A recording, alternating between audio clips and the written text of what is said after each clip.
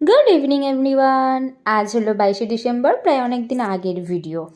আজ আমার শ্বশুর বাবার মানে শেখরের বাবার বার্থডে। সেই উপলক্ষে বিকাল বিকাল আমি আর শেখর চলে এসেছি মেয়া মোড়েতে। এখান থেকে একটা কেক নেব। তো প্রথমে সিলেক্টই করতে পারছিলাম না, কারণ চকলেট কেক বাবা খাবে না, তাই জন্য এটাই নিয়েছি। আর এখান থেকে ভেজিটেবল নিয়েছি। আর তারপর তো গাড়িতেও একটু খাওয়াতে হবে, আমরা খেলে শুধু হবে।